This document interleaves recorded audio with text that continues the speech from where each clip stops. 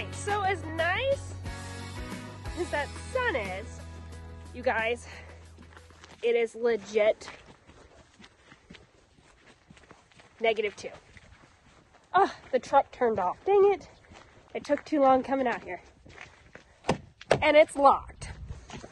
Story of my life. Auto start is really great when you remember to unlock it and like get in it before it shuts off. We'll try this again. Yep, that's fun.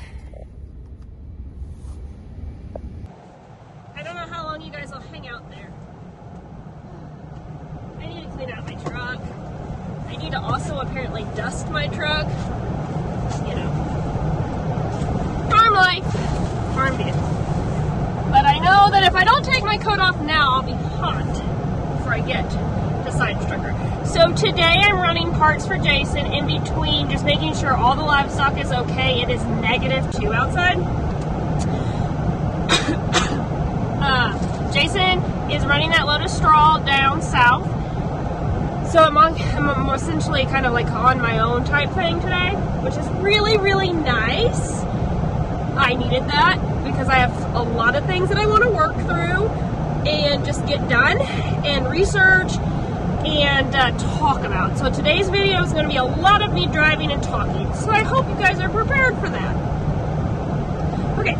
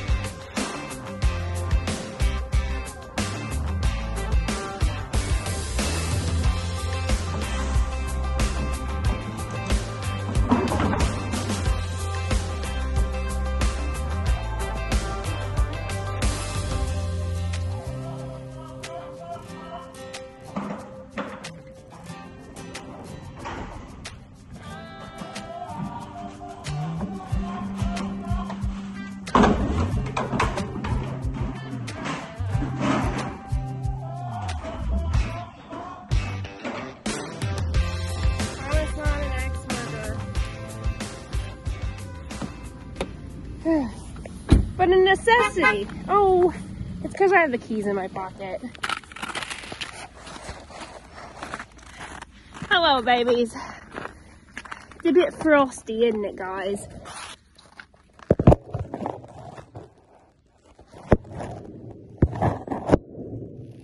Bit frosty. So I was going to break that ice open, but I don't have time. I'll work on it after a while. I'm just going to make sure they have enough to drink this morning, but you guys can see it is very, very frosty. Very frosty.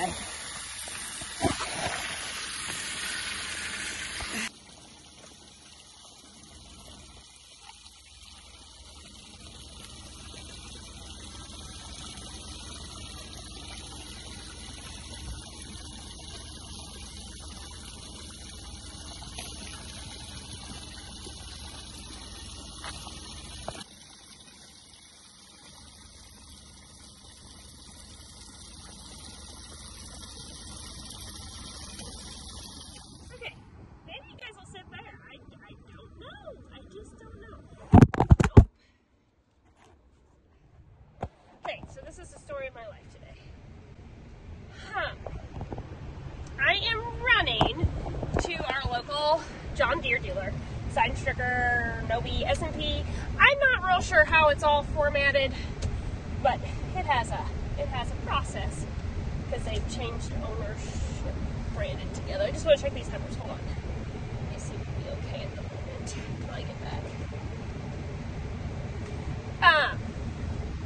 I'm headed to our local John Deere dealer, sign stricker Nobi.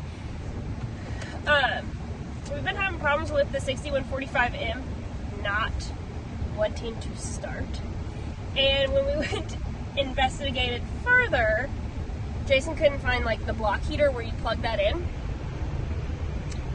We found it. It's also missing the cord.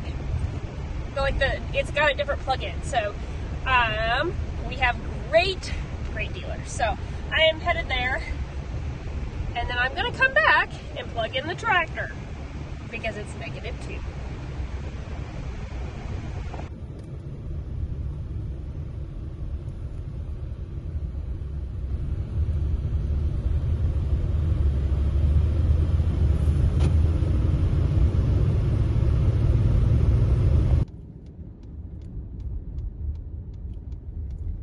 I'm going to tell you, it does not matter what color tractor you drive. It really doesn't. I was raised Case IH. Jason was kind of raised that way. Well, actually, I think he had everything. We have been slowly making the switch to this green thing because of the dealership. If you do not have a rock solid dealership, it's not going to matter what color you have. That sun sure feels nice peeping through the window. Too bad it wasn't a little bit warmer. But just got done leaving Sign Stricker Nobi. I don't know how much I've hit on it, but yes, it's John Deere. Jason made the conscious decision, I don't know, 2 years ago, 3 years ago, to start switching brands, I guess you could say, companies. Yes, we went to John Deere for several things. Obviously, we're not going to switch balers because they do not have an inline baler. I'm not going to run anything besides an inline, so obviously not going to leave Massey unless John Deere decides to come out with something better. They haven't. I love my Massey. She's the second baler. Literally, we upgraded her. Same model, just a brand new one. We've talked about maybe doing the same thing this spring. We just haven't made any decisions yet on that. We've just kind of been waiting around, seeing what prices and fluctuation and cash flow and all the things that, you know, people don't necessarily talk about but are very hard facts with farming. So that's kind of what this video is going to be about, the hard facts of farming, because there's a lot that goes into play, not just with what you want as a farmer. It's a want and need game. Like, yes, is it a want, but is it going to make our lives easier, better, business ran better? Or is it a want for selfish reasons type thing? That's how I look at it. I weigh into it a lot. We went to John Deere for Jason's newer tractor, the 6145M. Game changer with our operation. Would we love to have an upgraded one for my baling tractor? Hard decision. I love my 5250. My favorite tractor, hands down. We don't use it much except for baling. I take a lot of, I love that. That's my tractor, and Jason bought it specifically for me to run with the baler. It's been a great tractor, but at the same time, our Case dealer is really hard to get parts for, which was the main reason to switching to a lot of John Deere products, because the dealership that we work with, Sign Stricker Nobi, go check them out. Not paid to say this, mind you. This is just truly how Jason and I feel.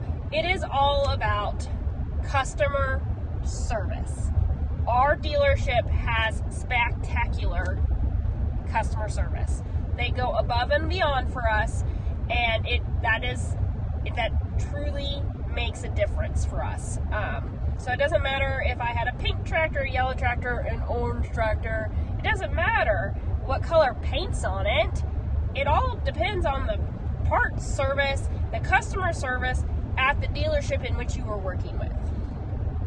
That's my 2 cents on the whole bit of whatever. Like, if we had a Fendt dealer, I might try one of those, you know? But we have to be where we're at in our rural community, just be mindful of that. So we are very blessed to have a really good dealership, because we have a Case dealership and a John Deere dealership within like less than 15-20 minutes from the shop, and it makes a difference. Parts service makes a difference. That's one of my key facts today. Also, knowing your budget and living within your means. And there's a lot of things that some don't talk about, like the overhead expenses or the overhang expenses or the maintenance expenses. And, you know, Jason does majority of all our work in-house, so we don't send out anything unless we absolutely, one, do not have time to fix it ourselves, which is very rare. Jason pulls a lot of hours during the summer and even during the winter time, just bettering our equipment and, you know, maintaining it and routining it and keeping it up. He does all his own tire fixing. He does his own oil changes. All those little things, like, those add up. It adds up. Obviously, I don't do those things. I fix a tire every now and then, but you're not going to catch me, like, actually fixing the tire. Like, putting the tube in, I will help as needed, but it's not in my job description. Just like there's some things he's just not going to do for me. In retrospect, it's called balance. It's called a partnership. It's called marriage. It's just called life. For many of you guys that are new, I thought maybe today, since I'm going to be home, I would take you guys kind of through some backstory, where Jason started, where the farm started, and I think that has a lot to do with where we're at today, because you guys that are just joining us may be a little bit like, first generation farmer, how did you get there? I also have like a ton of editing to do for Jason's channel. He did a lot of videoing when I was in Nashville, so it's like I just need to sit down and work on that a little bit more. And it's tax prep season, so in between getting ready for calving, my days are filled with just making sure everything is kept alive, my kids included. They're in school. That is best for them and us. I definitely am not one of those stay-home mom type farmers. More praise to the ones that can bring them in the tractor with them all the time, but my kids are getting older. They get bored, it gets hot, it gets mundane, and it's a long 6 months of haying. 6 months? May, June, July, August, September, October. Yes, 5-6 months of haying.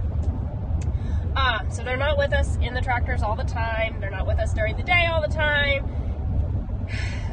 Choring at night, especially when it's cold and it's calving, we have to be very mindful of what's going on. So Jason and I do it a lot by ourselves. Also, that's mine and his time. Like, I think of it as mini dates, because that's sometimes the only time, like, we really have time to, like, talk about things. Even if it's just 20 minutes inside the tractor, those things have been really key and important for our marriage. It's probably a good thing this ride wasn't much longer. You guys might be bored, huh?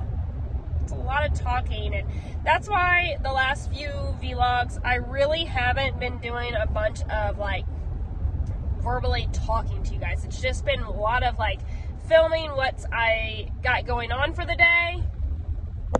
Okay, made it back home. Left my coat in the truck. I don't know what I was thinking. Bye. Okay, so this is my desk. Clearly you guys see it. Oh, not very much, but more here lately than ever. Many of you guys have talked about the audio. Here's the deal. I have some amazing supporters who send me even better gifts. They're charging.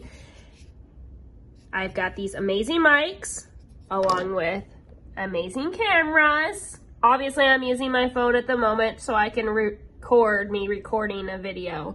But also, also I am trying out some new software, editing software, and I am extremely excited about this. And now I'm going to have to go and actually YouTube how to do this because I can't figure it out. So today, watch for the Nashville vlog to come out if I can figure out the editing software that I have.